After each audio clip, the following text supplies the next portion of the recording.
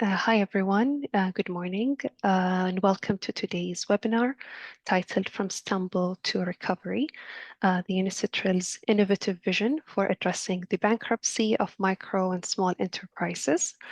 This webinar is organized by the United Nations Commission on International Trade Law in collaboration with the Legislation and Legal Opinion Commission and the Bahrain Economic Development Board.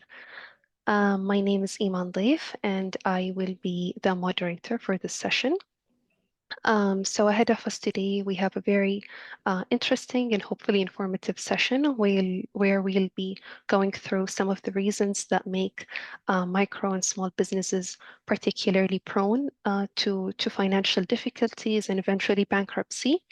And how the UNICTRAL's legislative recommendations on the insolvency of micro and small enterprises have acknowledged and incorporated those factors into introducing a bankruptcy system that is simplified and that could aid in the efficient either bankruptcy or reorganization of these enterprises. So it is now my pleasure to introduce our distinguished speakers for today, beginning with Mr. Benjamin Herissé, who is a legal officer at the United Nations Office of Legal Affairs, specifically the International Trade Law Division, where he has been working since 2017. So he works with the UNICTRAL group, working group 5, so which is the insolvency law group, and primarily focuses on the promotion of the UNICTRAL texts through in various topics, including public-private partnerships and e-commerce. So thank you, Benjamin, for being with us today. Thank you very much. Thank you. Moving on into our second speaker, Dr. Yazid Al-Khrif, who is a consultant at the UNICTRAL and who's particularly interested in improving the bankruptcy systems in the Gulf through complementary international frameworks, including the UNICTRAL model law on the recognition and the enforcement of insolvency-related matters, and also the enterprise group insolvency. So thank you, Dr. Yazid, for your time today. Thank you, Iman. Assalamu alaikum jami'an. Alaikum salam. And last but certainly not least, Mr. Hussein Mehdi, the Executive Director of the Legislative Legal Department here at the EDB.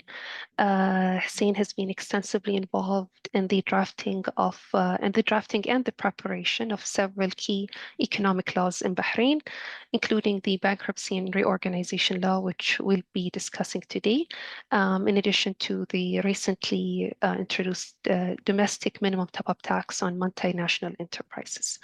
So thank you, Hussein, for being with us today. Thank you, Iman, for Thank you.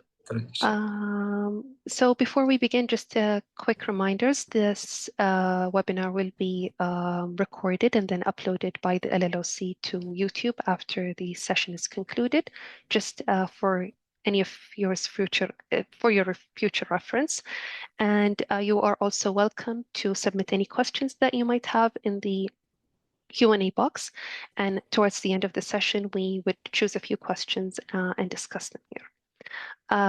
So now that we've completed our introduction, let's begin our session. So I would like to first address Mr. Hussein Mehdi with my first question, which is, as someone who has played a key role in the development and the preparation and the drafting of the current bankruptcy law in Bahrain, what was that experience like? And now that the law has been in application for a few years, what is your input on the bankruptcy situation specifically for MSEs in Bahrain? Thank you, Iman. Actually, when we began drafting a new law to regulate bankruptcy law, it was challenging. And not because reorganization was a new concept, but because countries addresses financial difficulties under bankruptcy law, in very different ways. Each country has its own unique approach to bankruptcy and reorganization. For example, some jurisdictions have two separate codes, one for reorganization and another for bankruptcy. Other jurisdictions such as the UK, the Saudi Arabia have multiple procedures, not only reorganization or liquidation. Also, UNICTRAL, here Benjamin and Yazid, has issued many model laws in different business sectors, such as arbitration, mediation, secure transactions. But when addressing bankruptcy law, they provided only a guide, not a model law. Now they have some specific area that issued model laws for on bankruptcy law. Bahrain bankruptcy law includes two fundamental proceedings: straight bankruptcy and liquidation, bankruptcy liquidation and reorganization. When we drafted Chapter 6 on the bankruptcy of small debtors, actually we didn't focus much on this topic. We focus on other areas of bankruptcy, such as cross-border, the power of trustees, the rights of creditors. As a result, we only included 2 articles for macro and small enterprises. In this brief time, I will focus on 2 key points. First, eligibility criteria for small debtors. And second, the global indicators that will impact on any reform to the MSE bankruptcy system. The first one, eligibility criteria for small debtors. Okay, in Bahrain, there is no clear definition of micro and small in the legal system. The bankruptcy law and MOIC decision use different criteria to define them. Bankruptcy law defines small debtors whose assets are valued at 10,000 BD or less during bankruptcy proceedings. Okay, and MOIC decision, okay, if you look at the slide, okay, this define MSE based on 2 criteria: number of employees and annual revenue. These differences can create confusion. For example, company with 4 employees and revenue not exceeding 50,000. According to the MOIC decision, this company is classified as a small enterprise. But under the bankruptcy law, it's not considered as a small debtor. And then what's happened? The court must handle the case as the large debtor. So there is need to expand the definition of micro and small debtor under bankruptcy law and applying additional criteria and align with the MOIC decision. The second point I want to talk, okay, the global factors will shape any future attempts to reform the MSE bankruptcy system, okay? These are global wave, okay, of increasing bankruptcy cases, and other one regarding the zombie companies. Last Iman, yes, no, previous, no, yeah, good. Okay. Actually, many countries of the world are facing a wave of record high rates of bankruptcy cases. Okay, most of them are MSEs. Okay, based on the annual report of global bankruptcy that issued 2024, bankruptcies increased 12.5% in 2023. And many countries, include the US, the UK, France, Canada, are seeing higher bankruptcy than during pandemic. Actually, if you look at the slide, we have the highest level in over of decades. Okay, some of the we have more than 5 jurisdictions have over 50%, okay? That compare between only in 2023 and 2022, okay? Such as United States, Canada, Poland, the Netherlands, okay? The second slide, please. Okay. For example, bankruptcy cases have also increased in many business sectors in the EU. If you look at the slide, okay, many sectors have suffered from bankruptcies, such as transport, okay, information and communication, education. The bankruptcy cases around 70.7. It's a huge number actually. What does it mean actually? In Bahrain actually has not experienced, yes, a high rate of bankruptcy cases actually, but unfortunately we have over 100 cases, bankruptcy cases, okay? Almost of them, around 70 cases have been successfully resolved. But on another hand, we have limited bankruptcy resources, limited number of judges. These cases pose significant challenges to managing or resolving them efficiently. So the most effective way to manage an increase in bankruptcy cases, we need what we can say, establish early warning tools and mechanisms to support negotiation outside of the bankruptcy system. The last point I want to discuss in this short time about the zombie companies, okay? Also, many bankruptcy systems globally are facing a rise in zombie companies. Most of them are also MSEs, okay? Zombie companies is used to describe the type of dead company that appears to be alive. They look like alive, but just like a zombie. They lack vitality, their debt rate is so high, they are unable to repay their debts, okay, unable to achieve profits or to pay employee wage, okay. If you look at the slide, okay, we have high rate actually of companies are zombie, okay, and the red line, Europe, around 10 of business are considered, 12, I think, 12 considered zombie companies, okay, and the green line, okay, globally actually, around 14% of companies classified as zombie companies, okay?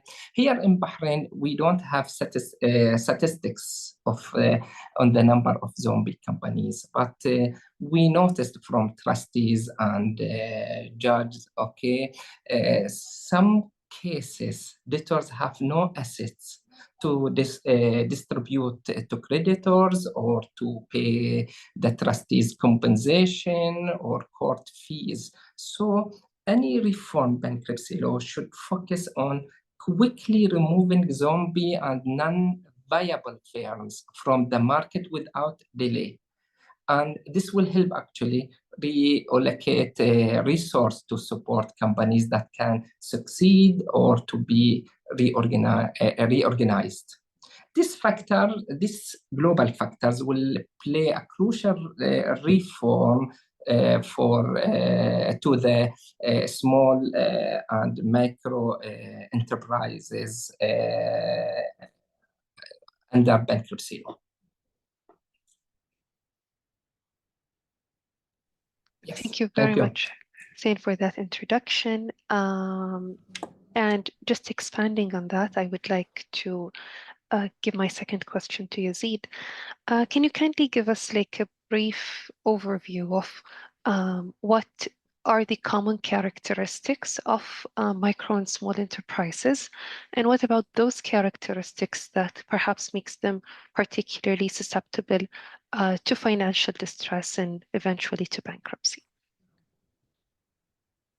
Hello and welcome everyone. Thank you, Iman. MSCs, are the drivers of many economies. They create jobs, drive innovations, and support communities. But they're also the most vulnerable to financial problems. Unlike big companies, MSCs often operate with limited financial resources or little access to professional advice. Or maybe, and they typically rely on just few customers or suppliers. This means that even the small disruption can quickly push them into bankruptcy. So what are MSC's unique characteristics? Well, first, a lot of them don't have separate legal personality or limited liability. Even if the business is technically limited, owners have to personally guarantee loans, so their personal savings or maybe their home are on the line if the business fails. Their finances are pretty simple and sometimes messy. Business assets and personal money often get mixed together. Things like who owns the truck, or who owns the laptop, or who owns this piece of equipment. Of tools, there might be a problem if they are not documented properly. As I said, they also rely on a handful of customers or suppliers. So if one client pays late or probably not at all, it can hit them really hard. In some cases, owners are typically entrepreneurial, so they're often juggling everything themselves, from operation to finance, HR. So they almost have no time for long-term planning or backup strategies. So in light of these characteristics, there are many different things that affect a business. These can include what's happening inside the business, as well as changes in the economy around us. There are many common reasons that affect almost any business, like market changes, or changes in the global trade or supply chain disruption, or maybe an unexpected event like the recent pandemic. But there are causes that specifically affect small businesses, or they are most commonly present in the small business context, and the big one being cash flow problems. As I just mentioned, late payment from a big customer, for example, can put them in serious trouble. Access to finance is a huge issue. Getting emergency loans is either impossible or extremely difficult because lenders typically want big collateral or personal guarantees. Another common cause of bankruptcy is poor financial management. This can show up in different ways, such as not budgeting properly, or spending too much, or not keeping track of unpaid bills, or not understanding important financial information. Many small businesses fail not because the idea is bad, but because the owners lack the knowledge to manage finances.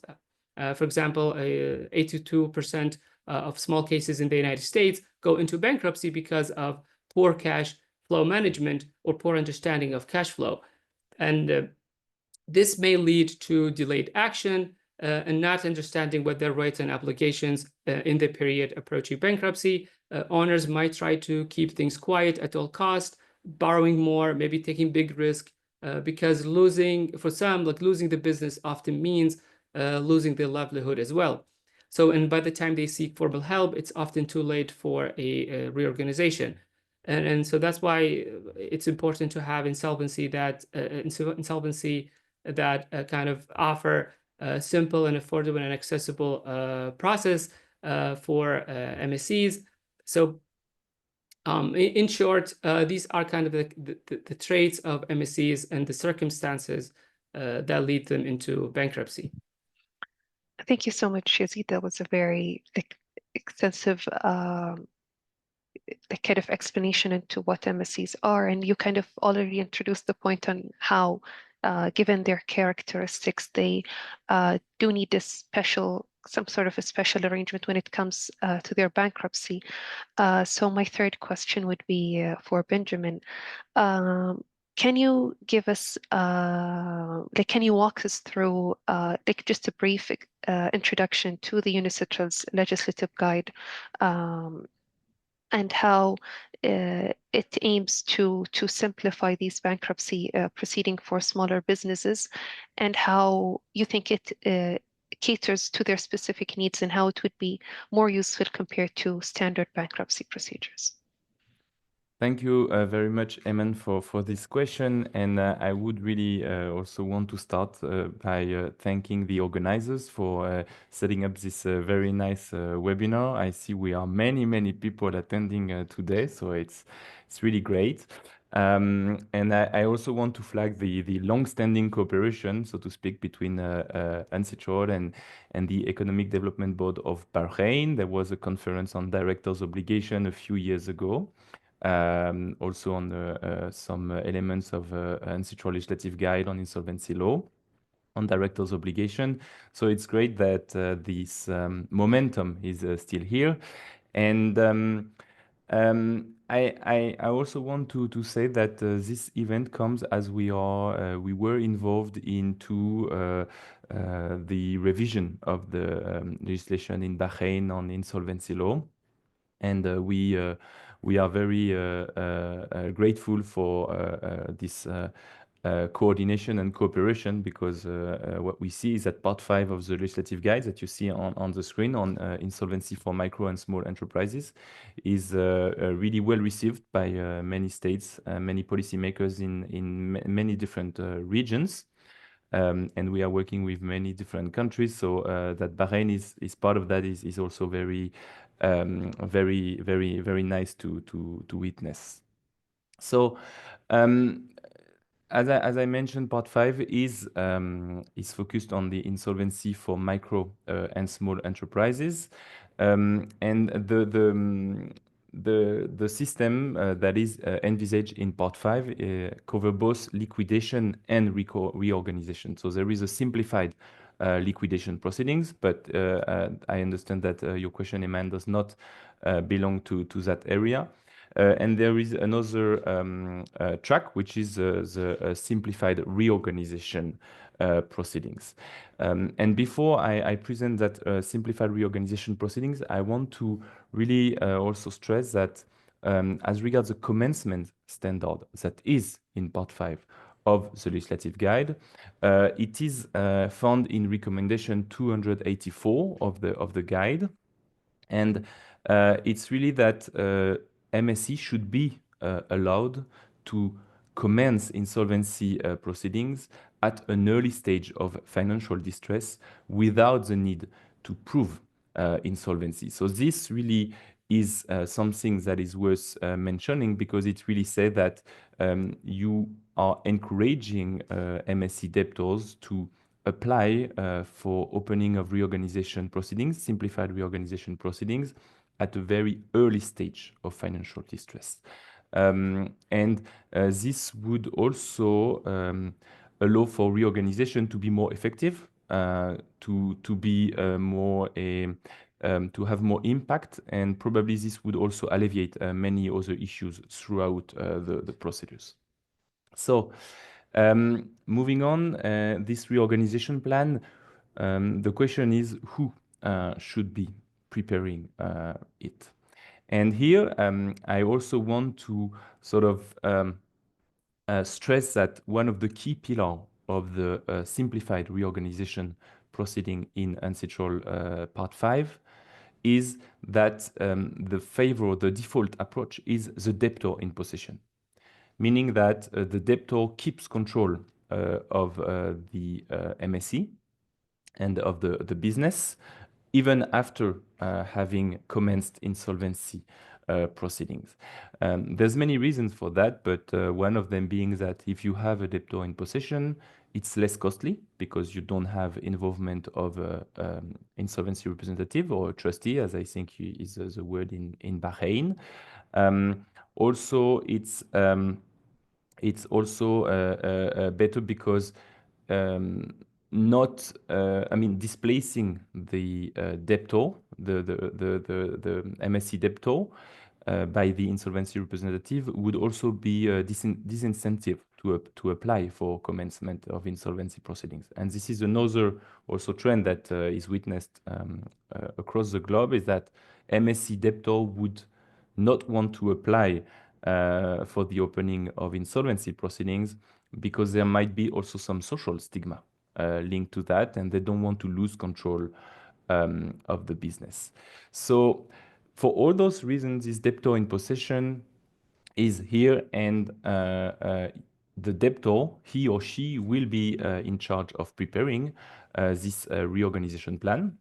But there might be assistance of an independent professional, and Yazid will come back to that. But the independent professional is an institutional mechanism that is envisaged in Part 5 of the legislative guide.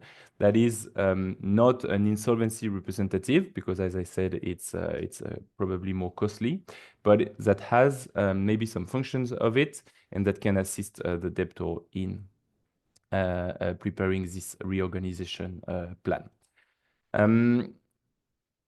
The timeline to prepare this reorganization plan is very important because, as we know, simplified insolvency proceedings should be low cost, but for that they should be probably quick. And so the recommendation of UNCITRAL recommends that there would be a maximum time to submit to submit this reorganization plan, and it can even be shortened by the competent authority in charge of overseeing the insolvency proceedings. So also something that I want to mention is that there should not be any extension of this period normally. So again, to keep track of things and sort of streamline the proceeding. Another important aspect is that if there is a failure to submit the reorganization plan, then a solvent debtor, because as I mentioned before, a solvent debtor could apply for simplified reorganization proceedings, would exit the simplified reorganization proceedings and be back in business. Or the insolvent debtor could be put directly to simplified liquidation proceedings. And of course, creditors could submit a plan, alternative plan, once they receive the proposal from the debtor in possession. But then the law should also be very strict on the conditions under which this can be done, and again, the timeline for this to happen. Now, moving on to what is in the plan. And mindful of the fact that we are talking here of simplified reorganization proceedings, there's no such thing as a disclosure statement or any long list of assets that should be provided, or complex things. However, there is a required content for the plan elements, but it should be minimal under recommendation 343.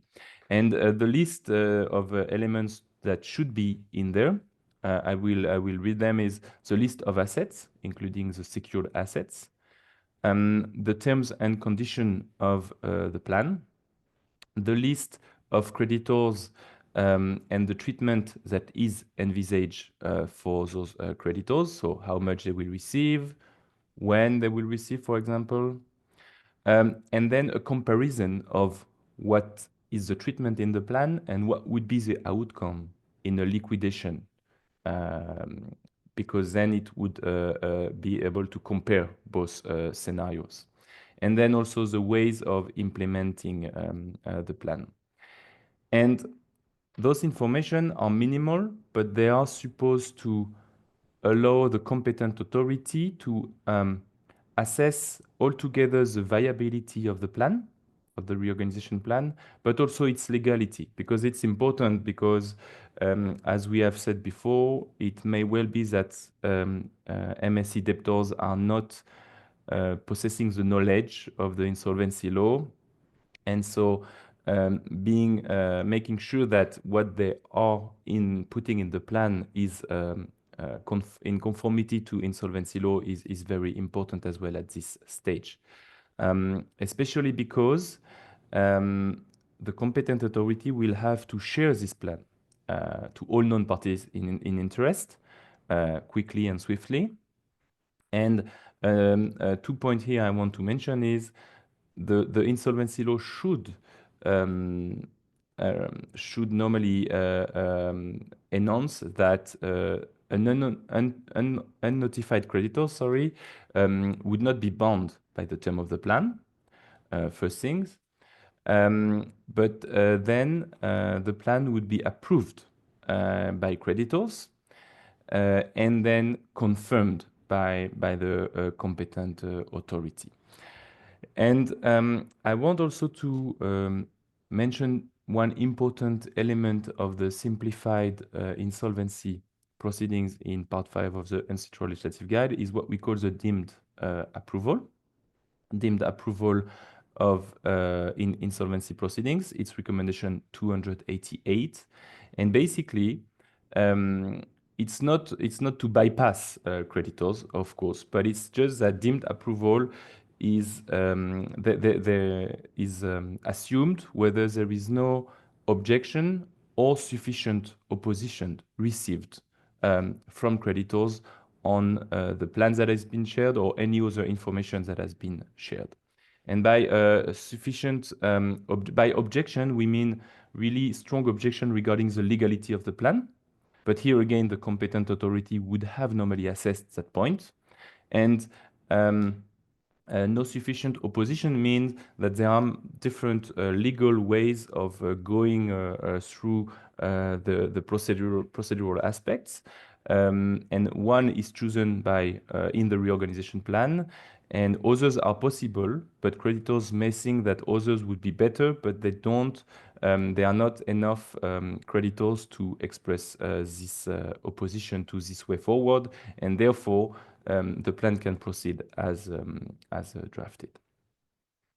Of course, challenges and changes remain possible. I will not go into details, but this is a little bit what we said about who and how the plan should be prepared. To conclude very, very quickly, the implementation of the plan is normally supervised by the competent authority or the independent professional, but here there's much flexibility that is provided by the recommendation 351 of the guide, because again, low cost and efficiency and rapidness of the implementation is very important. So it was felt that there was no need for a very heavy structure. So it's really up to the competent authority to decide how the plan, the implementation will be controlled and monitored throughout. But something that is important is that any failure to implement the plan may have different consequences. It can trigger a direct liquidation. It can trigger a closure of proceedings altogether, but sometimes also when the plan is approved by the competent authority, it means that insolvency proceedings are closed, and then there would be a need to reopen them if things are not being implemented correctly. So this is also catered by the recommendation in the guide. And of course, something that is very important in also linked to that item is really the possibility provided to at any time transfer one reorganization proceedings into liquidation if it appears that there's no prospect for viable reorganization anymore. Maybe circumstances has changed, and then there should be some kind of crossroad possible to go directly to liquidation. So that's a little bit how the simplified reorganization proceedings look like in Part 5. Thank you very much. Thank you, Benjamin, for that introduction. And I understand that a lot of the focus of the recommendations is on the bankruptcy proceedings themselves, but also on the pre-commencement aspects of that process, especially for MSEs. So my next question is, we are going back to Yazid. Can you walk us through some of the restructuring approaches, specifically when it comes to the pre-commencement aspects? So it's things like the early rescue mechanisms, the informal debt restructuring, these similar mechanisms, and how they could be especially useful in the case of MSEs.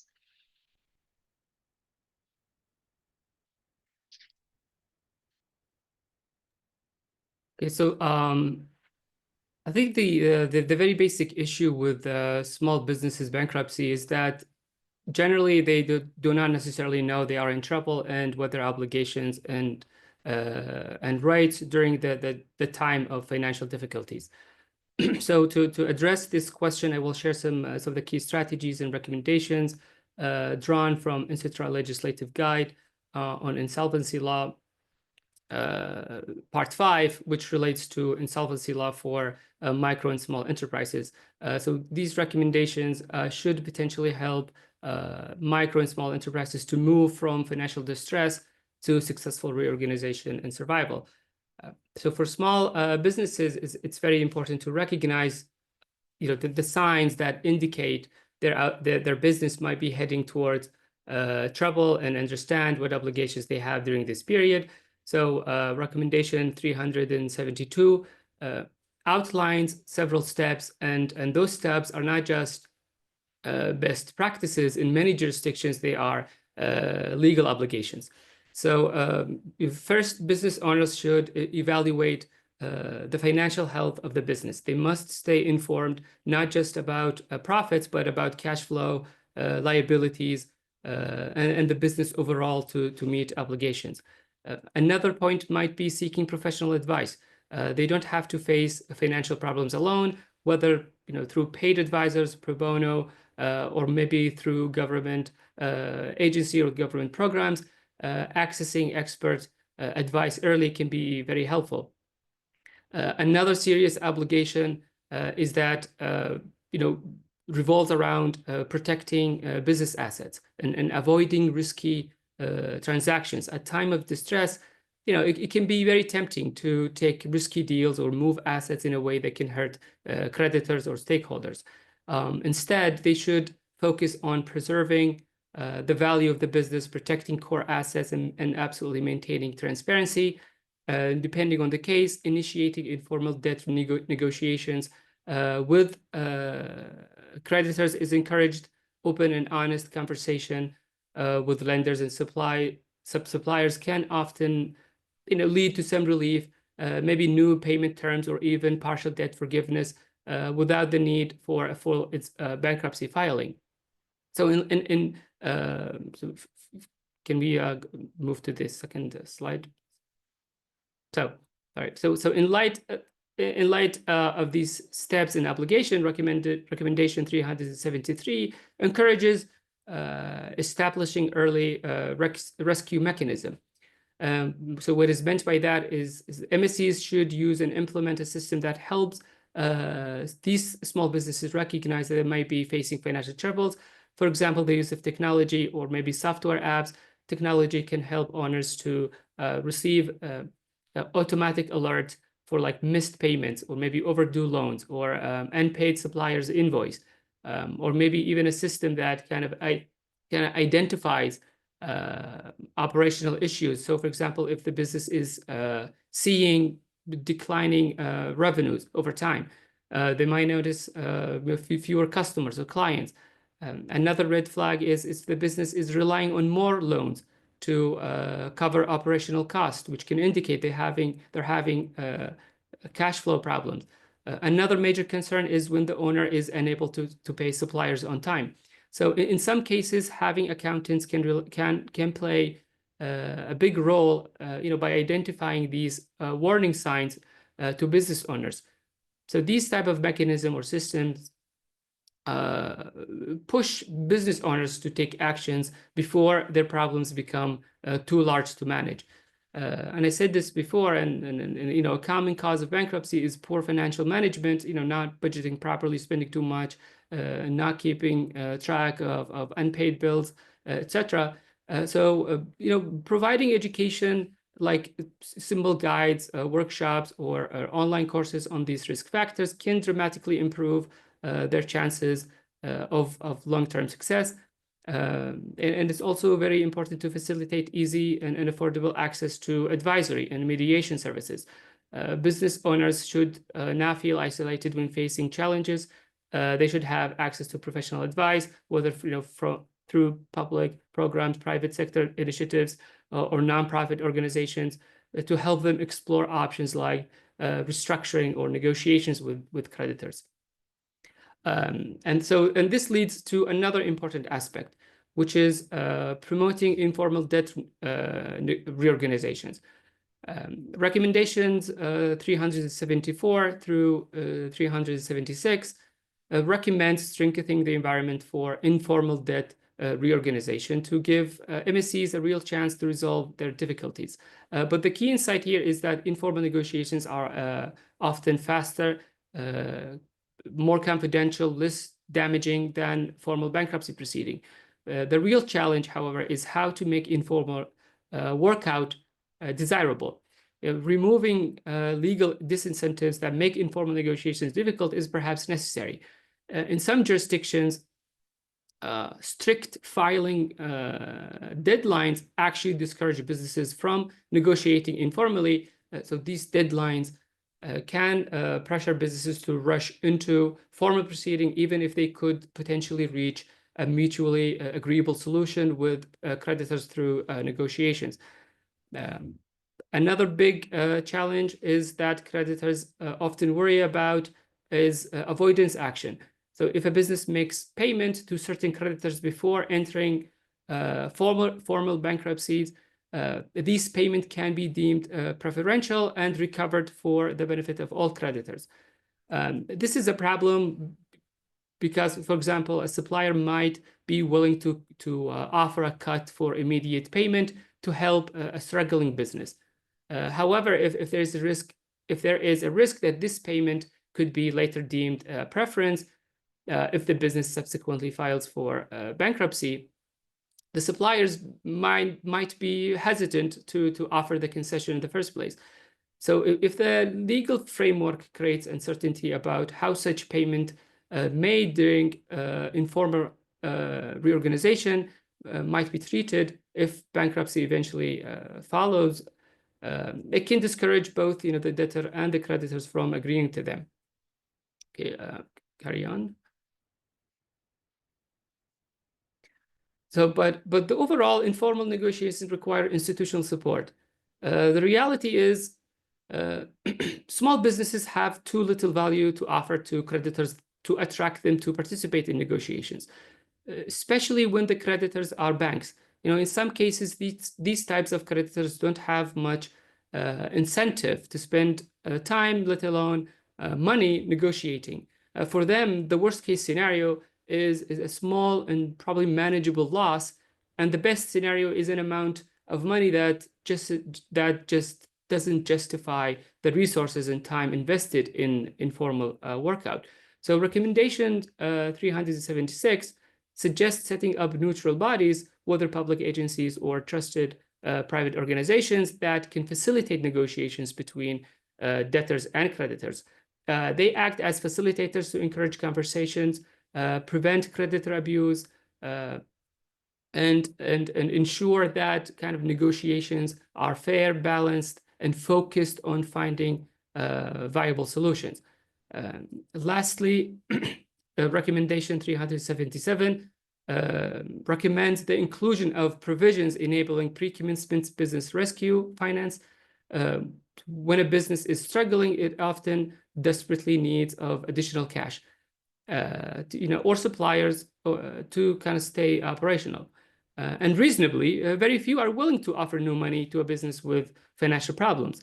We talked about creating an incentive for creditor participation. So under this recommendation, there are some strategies that can be taken.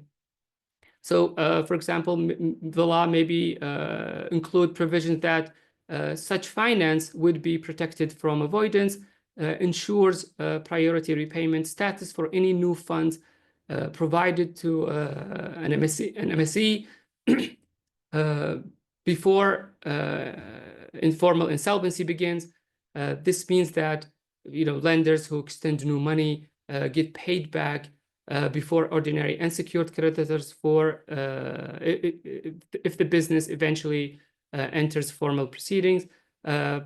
However, it's very important to note that while it's kind of necessary to encourage pre-commencement business rescue finance, kind of this needs to be balanced with protecting existing creditors' right, especially for unsecured creditors.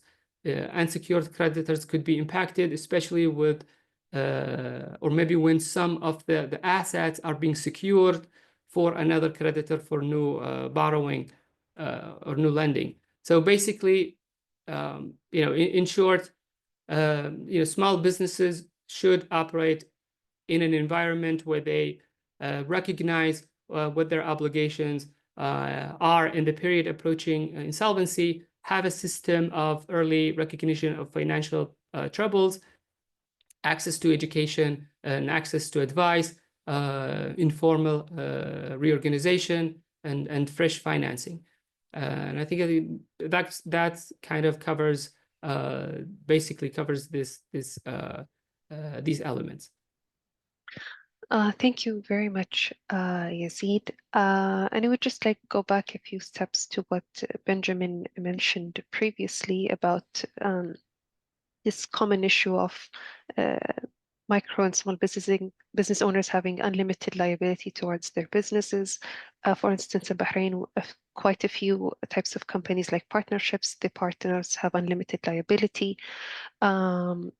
So can you walk us through the kind of approaches that can be taken, like from the court perspective or from a legal perspective, to address this very complex issue when dealing with a bankruptcy of MSCs? Thank you very much, Eman, and I welcome also your input on the situation in Bahrain, because I think today also we want to hear from the local practitioners and the insolvency specialists and representatives on what is the reality, because also what Dr. Hussein said at the very beginning about the lack of data available, maybe in terms of what are the insolvency proceedings in Bahrain, how the MSC are effectively concerned with insolvency and how they react. And this make also another connection to another point on the digital aspects, because thanks to all the digital data that is now gathered through many instruments that we use and business uses as well, this may also be a good source of information on what's going on really for micro and small enterprises in Bahrain. But indeed, specifically on this aspect of the liability and the debts that micro and small enterprises have, it's both a complex and a very simple problem that is before us. But the policy option that is in the guide is that really a simplified insolvency law, a simplified insolvency proceeding law in any state should address, may address, and may provide a comprehensive treatment of all debts of individual entrepreneurs. Ideally, that would be the rationale and maybe a pillar of a simplified insolvency proceedings. Why is it so? Like you said, unlimited liability would be probably the norm in MSC context. And Although many states have a personal insolvency or consumer insolvency, for example, my state, France, has a consumer insolvency system. But having a clear delineation between the debt that comes from the personal or consumer activity and from the business itself is very difficult. It's very difficult, and it would mean you need more time and also more financial resources to assess what belongs to the personal side and what belongs to the business side. Remember that in simplified insolvency proceedings, we are trying to achieve low cost, efficient, and speedy proceedings.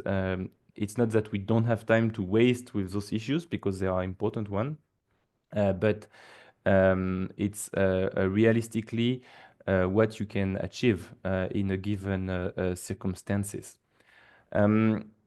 Also, there are other aspects to consider. Sometimes, and I would say very often, the MSC insolvency proceedings would be managed by what we call in the guide the competent authority. But the other insolvencies that I mentioned, the consumer, the personal one, might be managed by another one. So, for example, an administrative body, purely administrative body. And then it makes things even more complex because you would have different courts or bodies in the same state in charge of managing proceedings that relates actually to the same person. So that's why the advice and the encouragement is really to try to have this comprehensive treatment. And if that's not possible or not available, to at least have what we call procedural consolidation or coordination. And that's really the core of the issue, but I would really want to hear more from participants today about how feasible this would be in practice in Bahrain.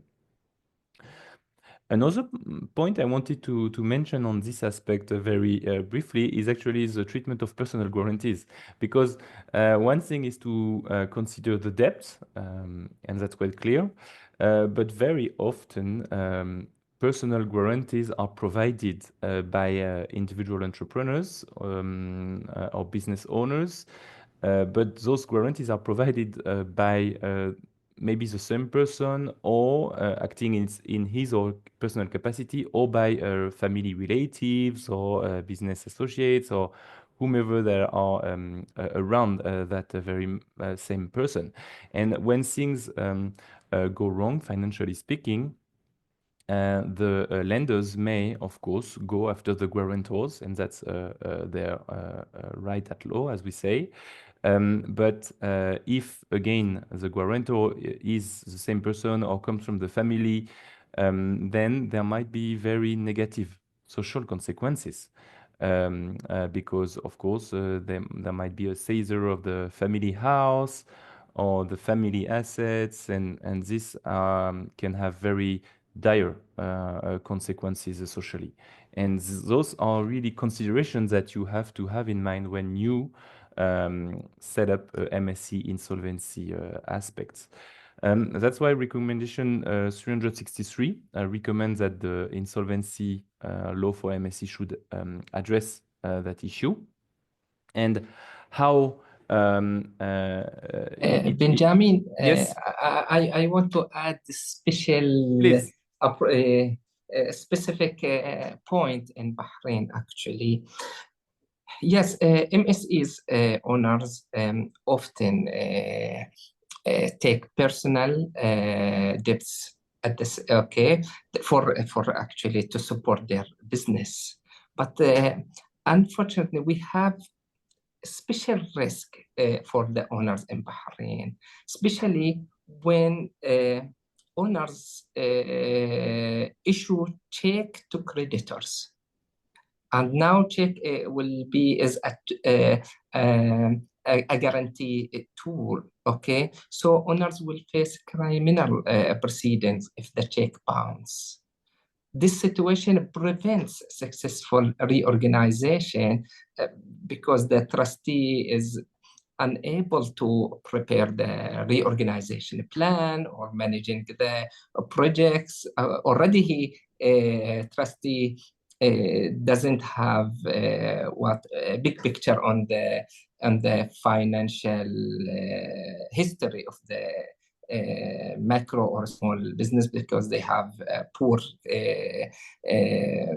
keeping record. And okay, also whether court addresses this debts, personal and business, at the same procedure or separately, both choice can create also risk and complication, because especially when deciding which debts to pay off first, about the priorities.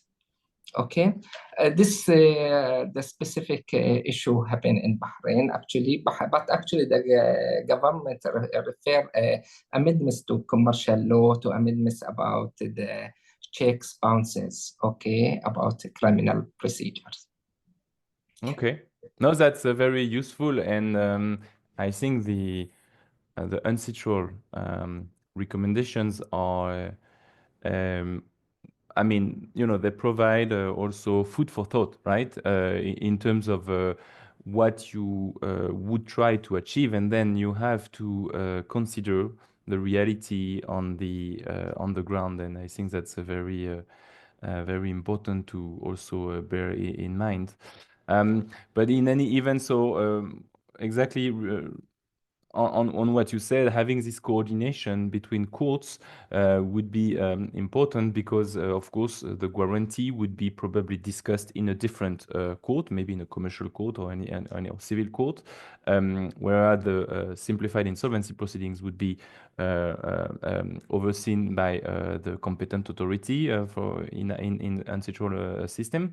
And so having maybe one case for all would be ideal. Having at least coordination and sharing of information would be, I think, I mean, would be a minimum under the UNCITRAL guidance. Also, it would be important maybe for the person upon which the guarantee is being enforced to be able to have a defense, to say, well, I know the guarantee is sought upon me, but there are those insolvency proceedings going on in a different court or administrative authority, and this would be important to be able to mention that as well in as a defense mechanism. I also want to mention that it does not prevent exactly the mechanisms that you mentioned about maybe criminal aspects, but also before this happened, there might be already limits on what guarantee could be given and how guarantee could be given. For example, the family members can be prevented or prohibited from providing such guarantee, and then you sort of address the problem before, which is probably better. But the thing remains that this is a real issue in insolvency of MSEs, and that's why the stance, so to speak, or the hope of the UNCITRAL recommendation is really to think about it and try to address it in the law as far as it's possible. So that's a little bit it, and thank you very much, Eman. Thank you very much, Benjamin, and thank you very much, Hussein, for clarifying the situation in Bahrain. Just before we go to our last question in today's session, I would like to remind our audience to please submit any questions that you might have in the Q&A portion. So if you're trustees, your lawyers, policymakers, we're happy to receive your questions and discuss them after the last question. So going to our final question for today's seminar, one thing that Benjamin mentioned just now is the concept of a competent authority. So can you please walk us, Yazid, through what the role of that competent authority would mean in the context of the UNCITRAL recommendations, so we understand their there is a reference to timelines, there is reference to safeguards, sanctions. So can you please give us, walk us through that portion or that aspect of the recommendations? All right. Okay. So, before that, I think to address this question, we need to understand, none of these strategies would come into fruition without fulfilling a fundamental aspect of any business. I think the lack of which can have serious implications, and that is keeping accurate and up-to-date records detailing commercial rights and obligations.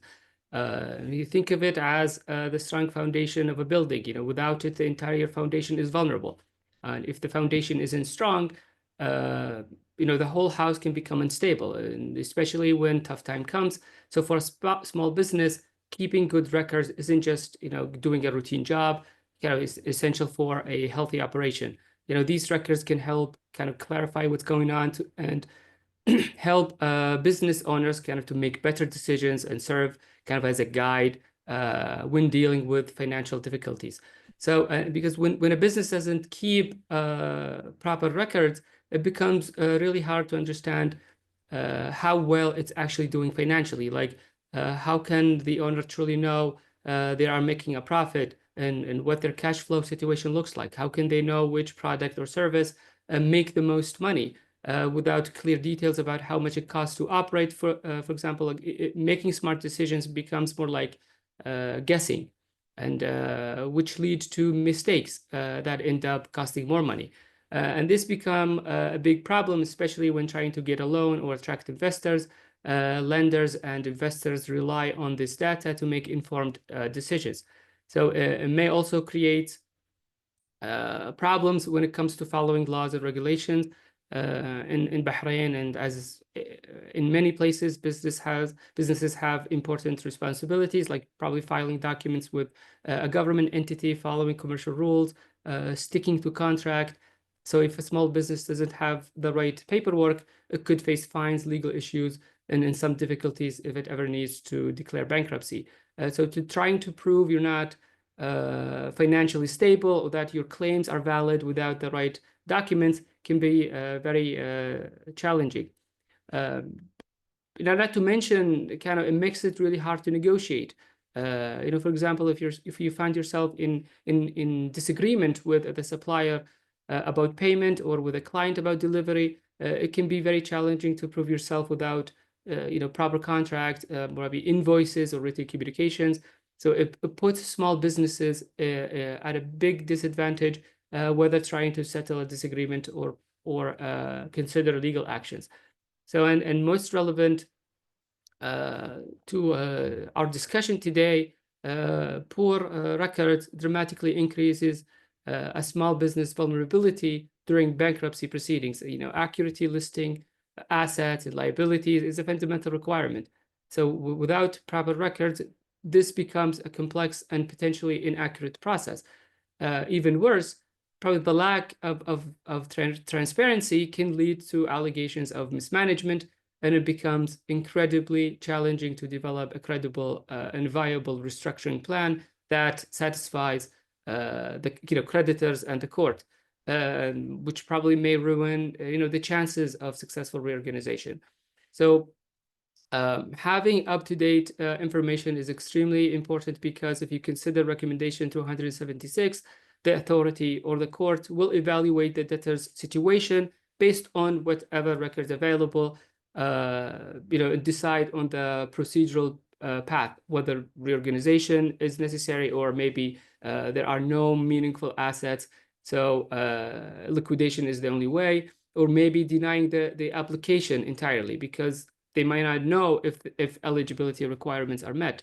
So under recommendation 278, an independent professional may be appointed to assist with the debtor's documentations and to verify these claims and supervise the implementation.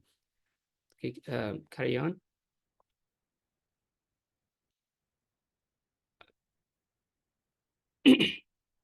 So to help MSCs get somewhat organized, so it is recommended that templates and standard forms should be available. Encourage the adoption of modern technology to help tasks in like invoicing, expense tracking, and generating financial reports. These ways help MSCs, kind of especially those that have limited administrative capacity or incomplete records, to kind of get organized. And this is very important to also, create a liquidation schedule that kind of details how the assets are collected, distributed, etc. So, and without having these records, it's very difficult to navigate through these processes, and the court or the independent advisors might come in place and probably help sort these problems with the small business. Carry on. So one last part I want to mention is revolves around sanctions, and especially in the area of when dishonest debtors, those who conceal assets or falsify debts or manipulate financial records, must be held accountable, and which is outlined in Recommendation 371. Sanctions and penalties may have been stated in other parts of the bankruptcy law, but it is very important that sanctions should not be used to punish an MSC just because it makes a simple mistake or act carelessly, especially since it might not have a lot of experience with business finance and insolvency issues. Otherwise, I think that would go against the whole idea of encouraging entrepreneurship, and it would also make them less likely to solve their financial problems early. Sanctions might include denial of application for commencement of a simplified insolvency proceedings, denial of discharge, probably disqualification from taking up or pursuing a specific business activity. So for sanctions to really work, they need to be fair and proportionate. It wouldn't make sense to hit someone who engaged in like fraud or dishonesty with the same penalties as someone with less serious misconduct. So they need to be fair and proportionate, and it's very important to utilize these penalties and sanctions, especially for dishonest debtors who kind of manipulate the system, or who are trying to manipulate records or hide assets, and to take benefit and advantage of small business bankruptcy proceedings. And then with that, I'll stop here, and it's back to you, Iman. Thank you very, very much, Yazid, for that explanation. We can now thank you very much for all our speakers for their participation, and we can now move on into the Q&A portion of our webinar. So I can see here we received a few questions. The first question, which I think would be interesting, and which I think would be interesting to hear Hussain's comments, perhaps Yazid, since I understand you're knowledgeable about the legal landscape in Saudi Arabia, and also Benjamin. The question asks, assuming that Bahrain would want to move towards creating a system that caters for MSEs, what would that process look like?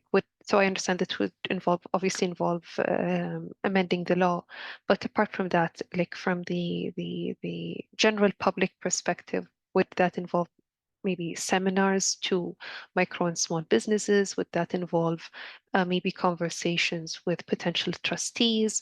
So we're interested in hearing what you think would be the right approach to communicate these aspects to micro and small businesses. So we can start with maybe Hussain, and what you think would be the right approach. I think, Hussain, you're muted. Hi, Iman. Again, what's exactly the questions? The question was like, assuming Bahrain was to begin these reforms to the law in order to include, to create specialized provisions for MSEs. So apart from the amendments to the law, what do you think would be approaches to communicate these aspects that we've discussed to the MSE owners? For instance, Yazid discussed the importance of proper record keeping. So what do you think would be the right approach to communicate that information to the MSE owners? Okay. Actually, now I want to be clear. Now EDB have worked with the clause on amendments on the amendments to bankruptcy law, and it's part of this amendments about small and micro enterprises. Okay, and the best way actually to create mechanism to solve any financial difficulties outside of the court. Okay, and also and the big to succeed in this mechanism, we need understand micro and small enterprises owners don't fully understand bankruptcy law. Okay, owners often don't know how to deal with bankruptcy court or trustees, and don't understand their obligation and their rights. So, and also sometimes they may not know how to negotiate with the creditor. So we want to establish mechanism to negotiation by mediation. Okay, and mediator to lead the negotiation between debtors and creditors. I think this best way, and don't need many infrastructure to succeed this approach. Yeah. Thank you very much, Hussein. Also interested in hearing Yazid's input, and maybe if something similar has been done in Saudi Arabia.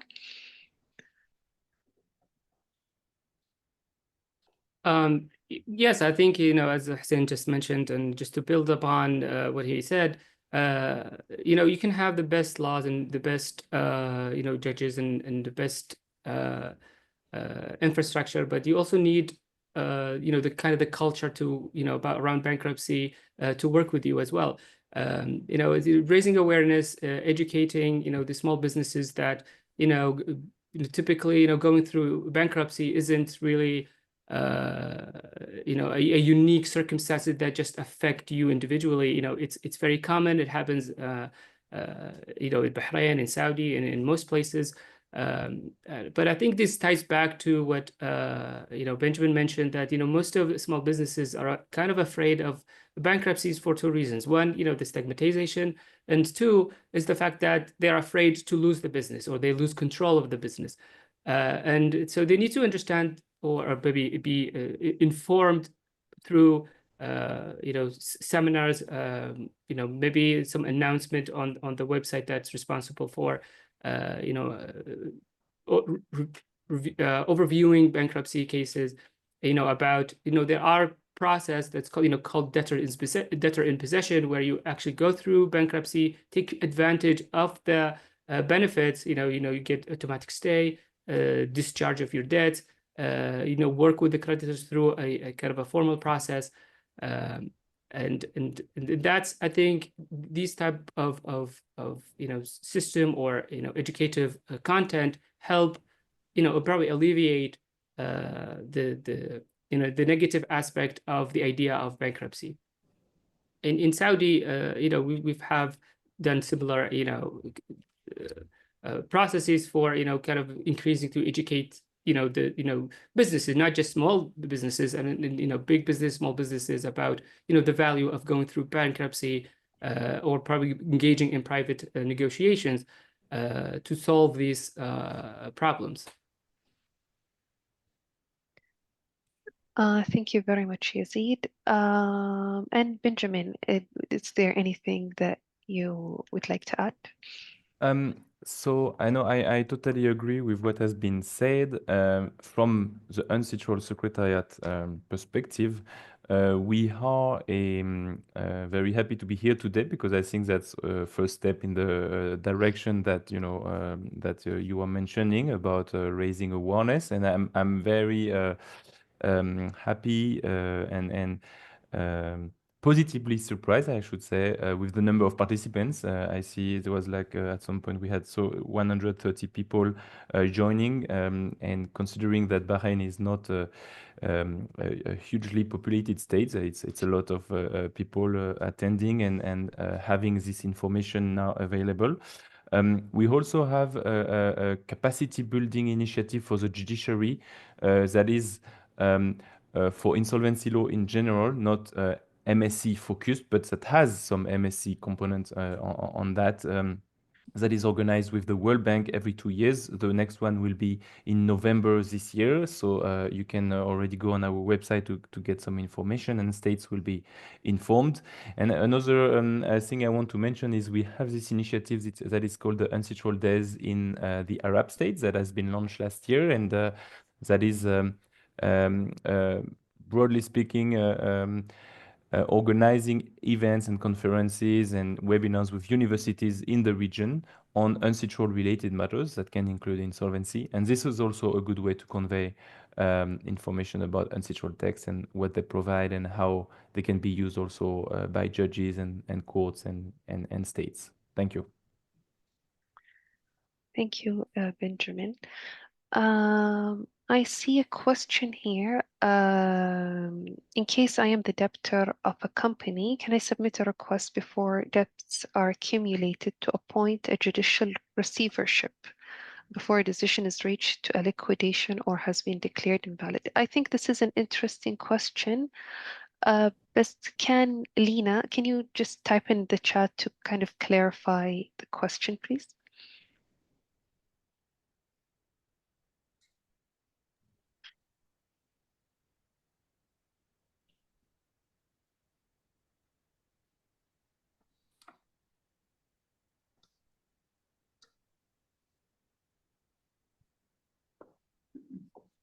Meanwhile, Eman, if I may step in on the question regarding Yeah, of course. the employees, because I see an interesting question regarding the employees.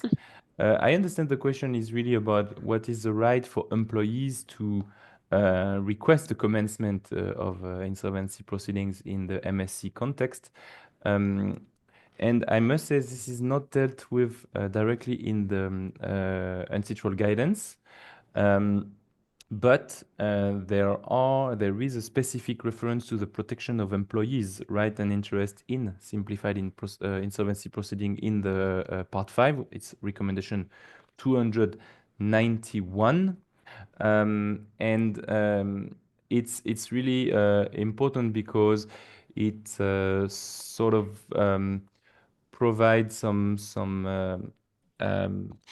elements so that states should make sure that employees are informed, are involved in the simplified procedure as well, because we often tend to think that maybe MSc would not have any employees. Maybe that would be, a common thing to think about, but that's probably not true. And whether they are official or non-official employees, because if they are family members, they may not have an official status as employee. It does not prevent, and it should not prevent them from receiving information, being involved, if that's at least applicable under the domestic legislation. Thank you. Thank you, Benjamin. I believe the last question that we will be taking today would be, I think, to Hussein. Given our current bankruptcy law system, to what extent do you think are the legislative reforms necessary? Considering what has been said today, so far, how has Bahrain, without the dedicated rules for MSE, how have they dealt so far with MSEs, and why do you think, based on that, do we need the special provisions for MSEs? Okay. For this answer, I want to clear, or actually in Bahrain, most bankruptcy cases are macro and small debtors cases. So they need to provide what special treatments align with the now UNICTRAL guide, especially to address some difficulties that arises after now over 6 years when that law issued until now. Okay, we have many practical issues about SMEs. So around that, we want to draft the best actually. We cannot the best way actually to resolve many practical problems about establish early warning tools, okay, that will help the court, okay, that protect the bankruptcy resources, court timing, trustees, efforts if the debtors and the creditors reach a settlement outside of the court.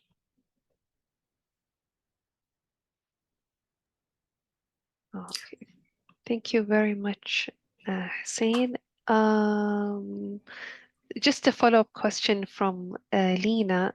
She mentioned that Kuwait has stipulated this new provision to recognize the role of judicial receivership.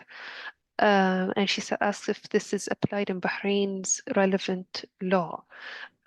So just based on my understanding, we have the role of a trustee. I'm not sure if this is similar to Kuwait, where a court would appoint a person to kind of manage the bankruptcy estate and manage essentially the finances are all transferred to the trustee to kind of step in the place of the previous owners of the company. So if I understand your question correctly, Lena, are you asking if trustees as a concept exist perhaps in the UNICTRAL's current recommendations? I believe that's the question. Iman, maybe I will add something about judicial receivership. Okay, actually, creditors. The law provides some mechanism to protect debtors' assets. Okay, before the court declare liquidation or reorganization. The creditors has ability to request the court to get protection from owners of business or directors of business and prevent them to operate the business. And also a debtor has a mechanism to prevent creditors to enforce their debts on the property of the debtor.